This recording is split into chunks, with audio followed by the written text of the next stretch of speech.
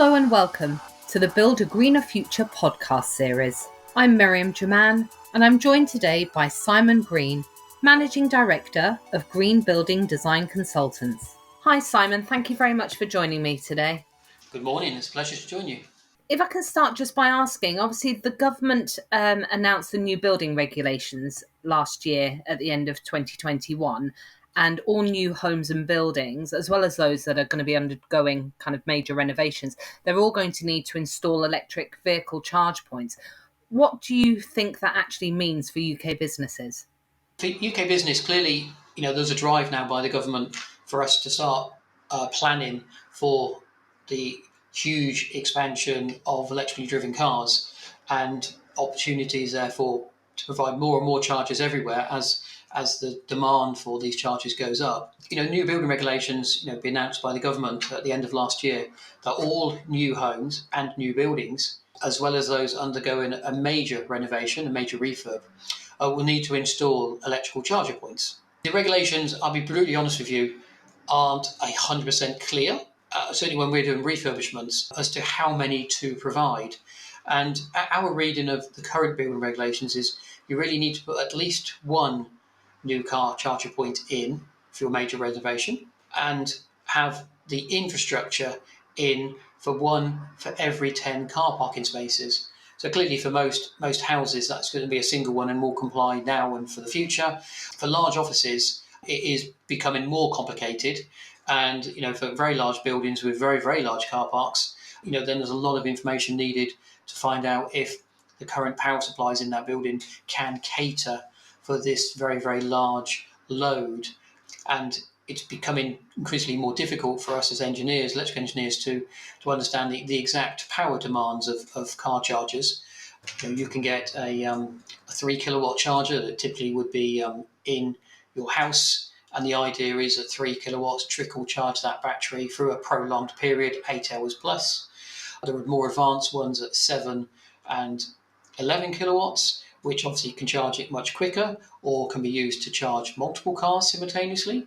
And then you've got sort of, typically high-end fast charger ones, which can be up to 22 kilowatts, where they're designed obviously to charge that car very quickly in typically, half an hour on the motorway when you're mobile.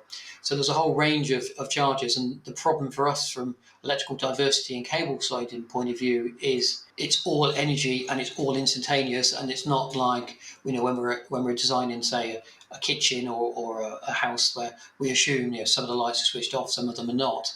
With car charging, it's kind of is all on, and certainly on a larger complex where they're networked together, finding the load is going to be quite challenging, and these are high lows to add to buildings. What kind of impact do you think this is going to have on our sort of race to net zero?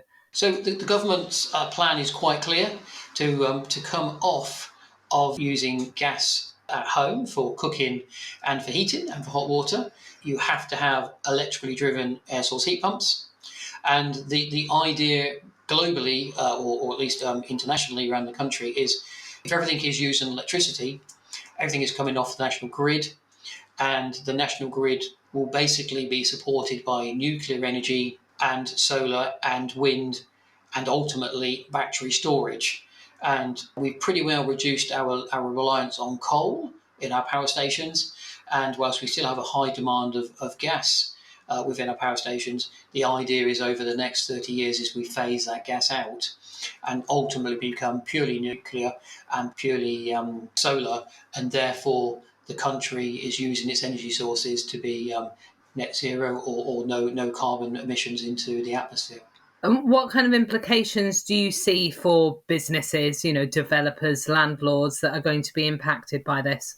I think the impact for landlords is one of cost. I've read various reports, and it's difficult to know exactly, combined with how many cars are going to be on the road and how many will be electric and how many will be diesel. But there's an estimation by various people that 145,000 car charging points are going to be needed across the country, and that's got to increase every year. So to make cars attractive for people, there's got to be many car chargers in many locations. You pretty well drive up to any car park and there's an array of car chargers that are all free. We recently had an incident where we were trying to find a hotel that had car chargers because the people we were meeting had electric cars.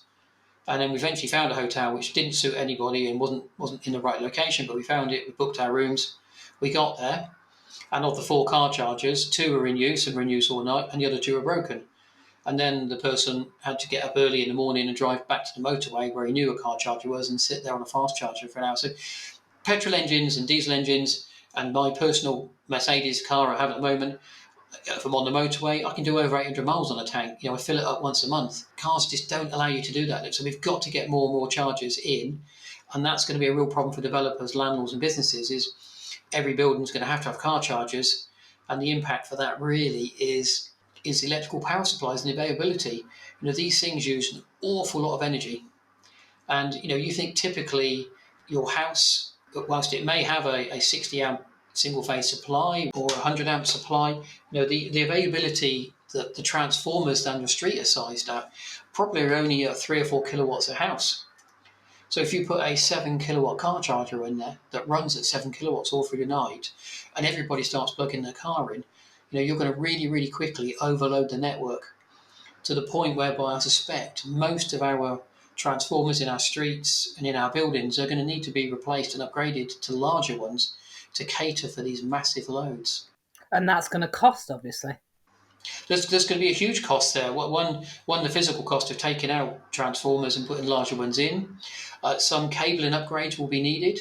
And obviously the high voltage network will need to be upgraded. The cost to the country is going to be billions and billions. And what's the embedded carbon of doing all that work, digging up the road, laying these cables in, buying the cables, changing the transformers? It's a huge embedded carbon cost, which I'm not sure whether anybody's really considered, to be honest.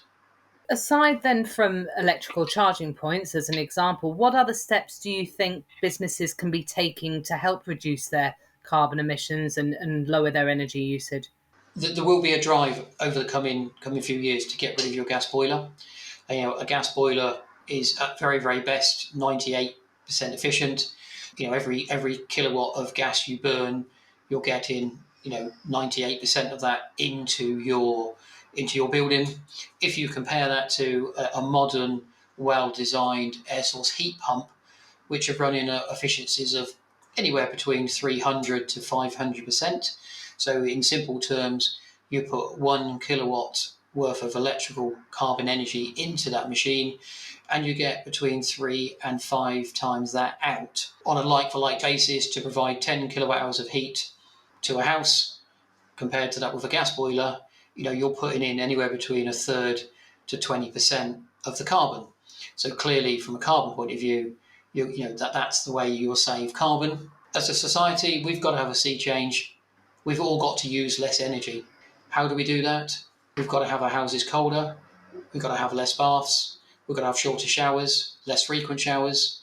We've got to look at turning lights off, not using tumble dryers and putting the washing outside when it's boiling hot, and really, really have a regard to use less energy, have lifestyle changes, encourage the children to walk to school twice a week instead of going in the car, have less foreign holidays, I suppose, use the airlines less. Obviously airlines are going to become more efficient. There are talk of having electrically driven airlines. If we want to save the planet, we've all got to use less energy, and what energy we use has got to be from greener sources that use less impact on carbon. So actually some major cultural changes there you're mentioning potentially. Very much so. And we've done some modelling on new houses. There was a typical house we did, which was a nice new house, about 2,500 square feet, so it's quite a large house, brand new, so it's good thermal properties. And our software can predict that heating that house to 21 degrees all year costs about £2,500. And then on the modelling software, we can quickly change that set point temperature down to 20 degrees, which is okay still, I think. And that knocked about £500, 20% off your energy bills for heating. And it more or less comes down for every degree you come down, it knocks off that type of number. And then when you come down to 16 degrees, which we were modelling out of interest, your bill had dropped from £2,500 down to about £650. Now, clearly, 16 degrees isn't great. I wouldn't want my house at 16. Why not have all of your rooms that are, your guest bedroom, rooms that you don't really use can be turned down to 16. There's some thought, there's some balance there that maybe you could, everybody could have slippers for Christmas and a nice jumper. And, you kind of get used to that you maybe run at your house at 19 or even 18 and a half. So there is lifestyle changes we all need to take. Certainly at the moment with energy being so expensive compared to where we were last year, it's much more on people's radar to think, to cut down on this energy, we will need to use less. We need to switch lights off, switch TVs off, not use that tumble dryer. Look at how many loads of washing we're doing and how much it costs to run a bath. A classic one is my wife is always filling the kettle up full, heating up all of that water up for 2 cups of tea. Clearly, you're using 5 times the energy there, which depending on the kettles and the size of them, filling a kettle like that and heating it up can easily be 10 to 15p of energy. May not sound like much, but how many times a day do you heat that kettle? How many times a year do you do that? Compared to if you could drop that down to 20% by just heating the hot water that you need. It's really something to think about, isn't it? It certainly is. It certainly is. What do you think the government is, or perhaps should be doing more to encourage us to be thinking in this way, and particularly to encourage businesses to go down a greener route? At the moment, there are various grants that come up and come down for domestically with various solar panels. Personally, I think the very, very best thing we can all do is if you have a south or on a southwest facing roof on your business development or your own residential development, and you don't get lots of shade in from other buildings or from trees, I would put PV on my roof. Once you've bought it, depending on the costs, typically this time last year, there would be a payback period of about 15 years, which I do accept is too long for most people. The people that put it in last year, suddenly now their paybacks have dropped to half because obviously electrical energy is at least twice the cost it was last year. I think to say a 7-year payback currently for PV may not be quite correct because some of the photosol products have gone up in expense in the last 6 months, and some of the contractors are slightly charging more because they're so busy putting PV anywhere. But fundamentally, there's less than 10-year payback on PV now, and if energy keeps on going up, it's going to get quicker and reduce that. If you have an air source heat pump, you need to absolutely essentially set your hot water loads to be charged up in the afternoon, so that then all of the energy that your PV produces will also then heat your hot water tanks up, and that's getting you actually your best financial rewards, because if you sell energy back to the grid, you don't get great rates for it compared to people I know that have their hot water being heated in the night, which is the worst thing to do because the solar towers don't price any energy, so you're paying the top rates for that energy compared to the afternoon then when you're possibly exporting it. And again, if you have car chargers, and hopefully there's a car at home in some part of the day, that you always set the car chargers to do that charging in the afternoon. So again, all of the energy that your PV produces is then feeding into your cars. And how are you, as a company, Green Building Design, getting involved with helping companies go green? How can you help with lowering companies' energy usage?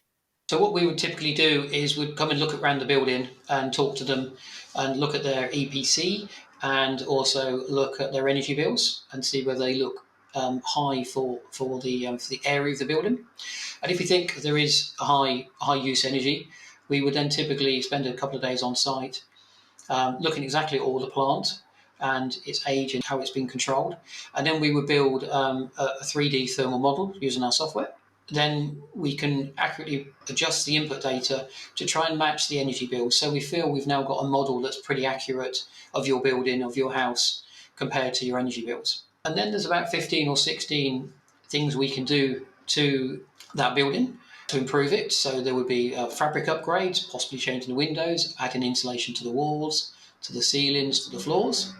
We would also look at changing the lights to LED. Maybe if it was a commercial building and it had gas boilers, we would then look to change that to air source heating pumps. If it's a commercial building and it's got fresh air and it's old, it probably hasn't got heat recovery on the extract air.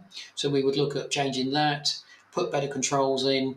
If you've got light switches, we would change those to daylight sensing or even absence detectors so that they light switch off when nobody's in the room or it's not needed because the sun's really bright outside.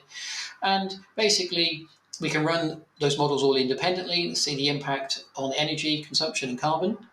And then we can run a combination of those, and then we can come up with a final report to say, we think on balance of probability to get the best you can with the least number of years payback to do this, and this, and overall will take you from an EPC G to an EPC B and save this much energy at the current cost of this and this much carbon per year. And that then gives you a good rounded feasibility report on what options you've got in your building. And what we can couple into that is to try and have lifestyle, where often you see, people are putting signs on a lift. If it's only a 2 or 3 story building, big sign saying, "Please save the world, walk up the stairs, don't use the lift." Certainly trying to turn off lights and decrease the heating as lifestyle changes, which will massively impact on the energy use as well. So actually there is an awful lot that companies could be considering with the help of a company like yourselves to not only lower their energy usage, but also look at the commercial gains that could be had over a set period of time. Yes, no, certainly we welcome the opportunity to talk to people about reducing that, and then of course there's the well-being side to it, that if you promote that you are doing all these things to save the planet, that makes the employees feel much better, and no doubt marketing people can market that strategy. And I often see various large international companies saying we're going carbon green. Budget Airliner only a few weeks ago for business, and it did say on all of the tickets and that there's now a surcharge on this particular airline's ticket, and for every flight they do, they have a company that's planting trees. It's a relatively small cost for that company to do that, but it's a great feel-good factor to think that this flight is carbon neutral because there's X number of trees being planted to make that journey that I've made. So there's massive sales opportunities to say that our headquarters is changing from this awfully high energy use building to a net zero, or we're approaching net zero by doing this, or we've reduced this much carbon this year by doing this. So there's certainly marketing, and there's certainly a feel-good factor. Polls I've said recently say, lots and lots of young people want to work for green companies, want to work for carbon net neutral companies. And if the big, large internationals are doing it and see a marketplace for it, I'm sure there's a place there for every company in this country to do that similar modelling. Well, I think you have explained that there is an awful lot that companies of any size that they can be doing to improve the planet and also improve their own energy use and carbon footprint. So thank you very much for spending the time today, Simon, to talk through all of those points. Thank you very much for joining me. Thank you very much, Brenda. Lovely to talk to you. Thank you. Thank you for listening to the Build a Greener Future podcast. For more information, please visit gbuild.co.uk.